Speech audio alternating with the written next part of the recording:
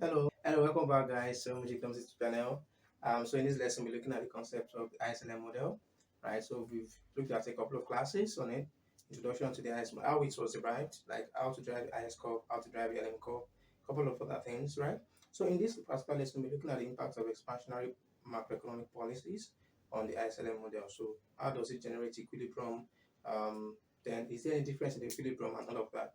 Now, basically there are two major types of macroeconomic policies. So you have the monetary policy and then you have the fiscal policy. Okay, so there are lessons on that anyways, or there is a lesson on that anyways. So as a recap, so fiscal policy is a type of macroeconomic policy that involves the government's use of lower taxes or higher government spending or both to stimulate the economy, right? Whereas monetary policy is a type of macroeconomic policy that the Federal Reserve Bank or the central bank of a particular country um, uses to stimulate the economy through a reduction in the interest rate or an increase in the money supply. So money supply could be increasing like in various ways. It could be through quantitative easing. It could be through lowering of the cash reserve ratio. It may be through moral suasion. It could be through special directives. It could be through a lot of things, right? Well, what we're just basically saying is that monetary policy, expansionary monetary policy now, because that's what I'm kind of defining. Expansionary monetary policy is the policy that has to do with lowering the interest rates and increasing money supply to stimulate the economy. While expansionary fiscal policy, let's correct myself, so it's the policy, it's that macroeconomic policy that involves government uses of lower taxes. It's important for you to mention lower taxes because tax and government spending are the fiscal policy instruments or tools that are being utilized. Okay, so through lower taxes or higher government spending, or both of them at the same time to stimulate the economy. So when we now start to look at impact of expansionary policies on ISLM model, so normally because we derived the whole thing, so there is an equilibrium.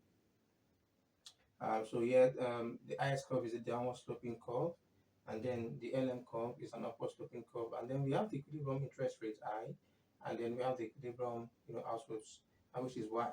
So like I call this a Y bar, like I call this I star because it is different. So Y bar is different from just Y, right? It's an equilibrium output, and then you have the equilibrium interest rates. Recall the IS relation. So the IS relation, IS is C as a function of disposable income, plus investment as a function of interest rate and output, then plus G, whereas the LM relation is just Y as a function of interest rate. So let's start with expansionary fiscal policy. So the government decides to and the one that we're looking at here is through increase in government spending. So this class is going to be looking at impact of increase in government spending and then impact of um, higher money supply, right, on equilibrium in the goods and the money market. So if there is an increase in the government spending, so we have government spending in the IS relation, and recall that AE equals C plus I plus G plus NX. So an increase in government spending, right, is going to lead to an increase in AE. Increase in government spending will lead to an increase in AE. So how do we denote that? Remember your AE that there is a 45-degree line. It's not properly drawn. So there's a 45-degree line, which is like the which is like talking about potential GDP. So you have this AE one, and then of course you have your autonomous expenditure, in this place, and then this is output. This is aggregate expenditure. Now, when there is an increase in government spending, of course, it will increase the entire aggregate expenditure, and so where this one was initially Y1, they are going to be having AE2, and then we are going to be having an increase Y2. So what impact does this have on our IS score? Now, okay, I believe you still remember how the IS score was derived, and the IS score was derived from the interaction between interest rate and output. But in this case, so there is an initial IS curve, and there was an interest rate, and then there was an output. Right? This is not equilibrium because we are not talking about goods and money market here. So an increase in Y here is going to lead to like there's an increase in Y here, while the interest rate is still constant. So all we just have to do is like we trace this to meet this guy, and then We are going to have a new IS curve here. I'll call this one our IS2, and then this is going to be our IS1. All right. So that means that an increase in government spending then causes an outward shift of the IS curve. And when we now begin to like put that, replicate that in this original equilibrium, so we are going to be having this. So where this was the original IS, and then this was the original LM. The equilibrium interest rate here, I, and there's an equilibrium Y here. So the I and the Y here, they're not the same as the I and the Y here, right? Because these ones are just for a particular market. So, but here you're talking about bringing two markets together. So price is not same as equilibrium price. So it's going to be equilibrium price where the quantity demand is equal to the quantity supply, right? So all prices cannot be the equilibrium price. So do you understand what I'm trying to say there? So since there is an increase in the IS, right? So how do we denote it? So this guy is coming, outward. So you have an IS2. So there's going to be increase in this guy, Y2, and then there's also going to be an increase in the interest rate, I2 star. So when you want to analyze this, so how does it impact the economy? So you've seen that an increase in the government spending, which is an expansionary fiscal policy, through increase in government spending, is going to cause outward shift of the IS curve, leading to a higher equilibrium output, and then leading to a higher equilibrium interest rate. So what are the things that have been affected by interest rates, and output? So we come back. Remember that consumption is the function of output and then output or income, as the case may be, and then tax. So the increase in output here, when you begin to explain this thing in words, you've drawn the whole graph, so you have to like explain it in words. So the increase in output is going to cause an increase in consumption because from this relation, comma. What's going to happen to the government? That one has already risen, so that's the one that rose first. But what's going to happen to investment? Now look at it. Investment is being affected by both the interest rate and the equilibrium level of income or output, right? But as guess me, let's just say income. So why would want to push investment upward, and then higher interest rates we want to push investment downward, because higher interest rates will make it expensive to borrow and to make investment plans. You understand? So what eventually happens to investments is indeterminate. We don't know. It depends on the strength of the interest rates and the income. So which one is more, right? So whatever is more will then determine what exactly is going to happen, to what exactly is going to happen to our what investment. So we are not sure of what's happening to investment. So because increase in income would stimulate investment. However, increase in interest rates, that is a result of higher government spending. So what is happening here is literally crowding out. So the more the government spends, the less money supply, the less money balance or money supply is available for investors to make investment decisions. So, and then that means when you're having a lesser pool of funds to deal with, then the banks are going to increase the interest rate, and that can cause a crowding out. So the government spending may crowd out, investment by lowering the amount of money in the economy that can now be used by the private sector for investment purposes. So you can't really tell. But what is sure is that government spending has increased. What is sure is that interest rates has increased in the economy, income increasing in the economy, consumption is increasing, but final thing that happens in investments is what we do not know. And then again, you have to like understand that this IS relation is talking about a closed economy. So that's why we don't have net export. If we were to like expand this to include exports, foreign economy, so when you export and then you import, then we have to start talking about balance of payments. So this IS relation is going to become a little bit more complex, and then that's when we begin to talk about like a Charlie model in international economics. But this is just basic macro. No, don't let me say basic macroeconomics, but we make it basic so you can really understand it. Do you understand? Okay. So yeah, that's that about the impact of higher government spending. So what then is going to be the impact of a higher money supply? Does it have a difference with our results? So let's see.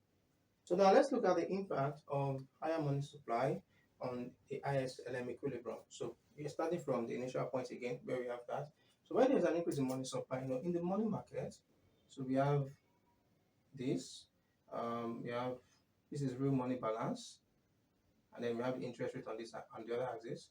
So of course, this is M over P, so real money demand, And then this is real money supply, M over P S.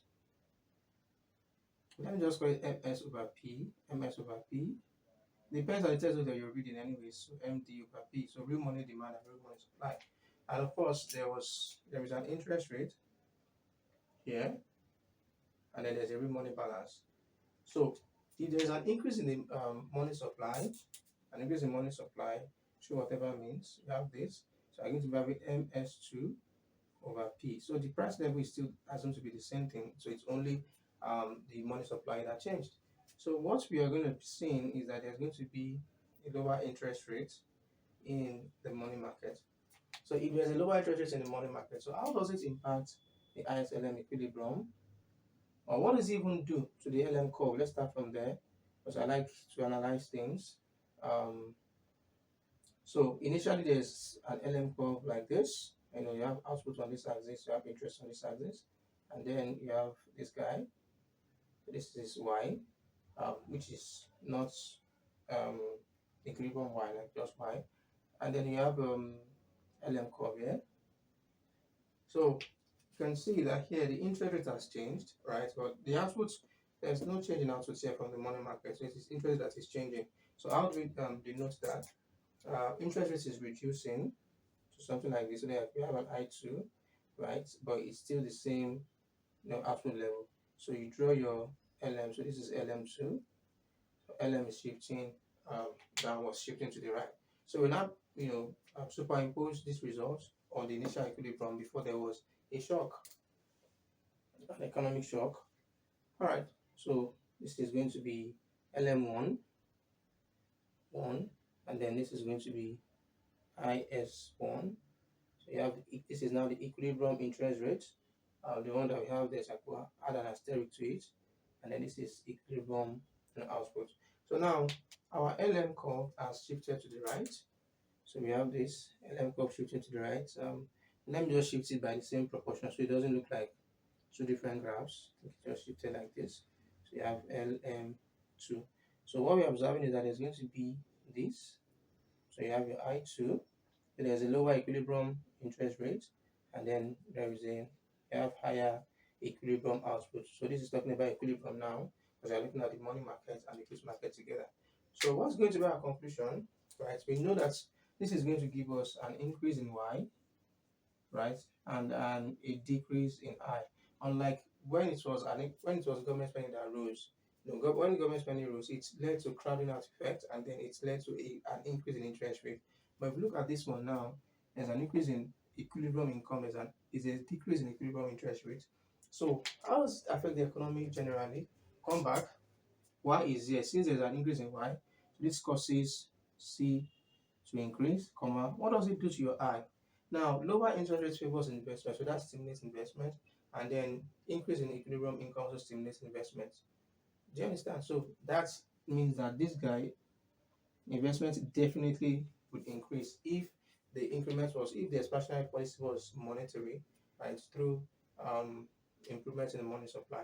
So consumption is definitely going to increase, I is going to increase. And of course, money supply already, increased. So the little difference between the results is talking about what exactly is happening to your investment. So if it was through the expansionary fiscal policy, you don't know, because on this trend, like I've explained. But if it was through increase in money supply, then the impact of lower interest rate and higher equilibrium income reinforce each other on investment in such a way that investment is highly stimulated. It's definitely going to increase. So when the government begins to talk about policies, or when the central bank begins to talk about policies that you're reading about in the news, and they are thinking of, okay, should they use this approach or should they use that approach? So you understand the one that will likely cause a crowding out, and then you understand the one that will likely, encourage the private sector more. So that's actually the essence of you studying all of these things. So it's not just for you to like write an exam and then pass and then forget the whole thing. No, they have economic implications, right? It's ISLM is interesting, it's dope.